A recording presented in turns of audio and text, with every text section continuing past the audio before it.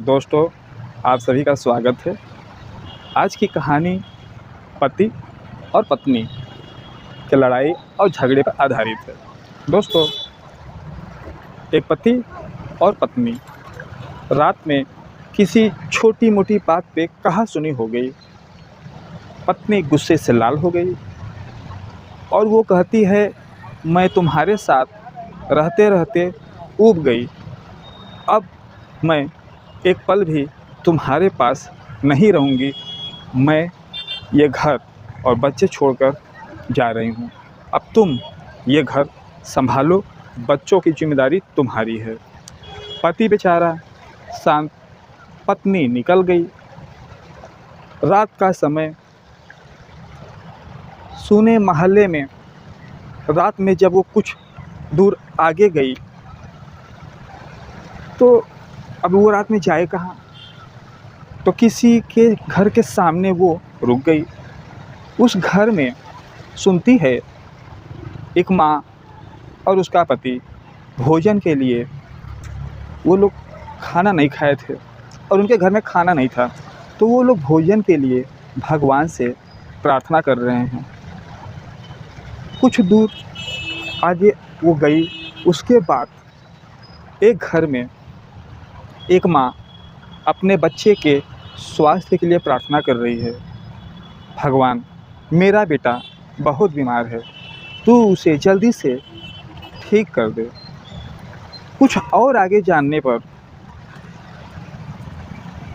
एक बूढ़ी औरत अपने नाती से कह रही है, बेटे मेरी दवाई ख़त्म हो गई है, मेरी दवाई ला दे। पोता बोलता है, ठीक है दादी माँ, अभी पैसे का व्यवस्था नहीं है, जैसे ही व्यवस्था होगा मैं ला दूँगा। जब वो कुछ और आगे गई तो एक घर में पति नहीं था, बच्चे बीमार थे और उन बच्चों के खाने के लिए, दवाई के लिए भी पैसे नहीं थे। एक औरत भगवान से प्रार्थना कर रही है और बच्चों से क्या कह रही है, बच्चों को समझा रही है, बेटे क्या करें, हम लोगों की भगवान तो सुनते ही नहीं।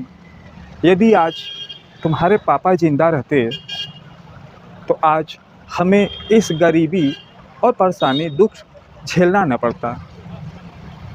यह सब जो कुछ भी वाक़या उस पत्नी महिला ने सुना, देखा, तो उसको वो अपने पे अर्थाई।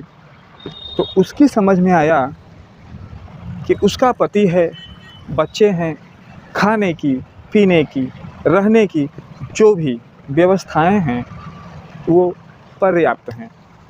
तो अब वो जैसी भी है वो सुख में है और उसकी स्थिति काफ़ी हद तक ठीक है, अच्छी है। तो उसने सोचा वो भी सही हैं और मैं भी ठीक है, सब कुछ ठीक है तो है, क्या करना है।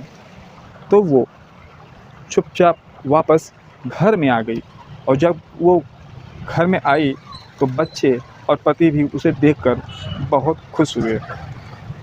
तो इस कहानी से क्या शिक्षा मिलती है? इस कहानी से ये शिक्षा मिलती है कि परमात्मा ने, भगवान ने हमें जो दिया है जीने के लिए साधन,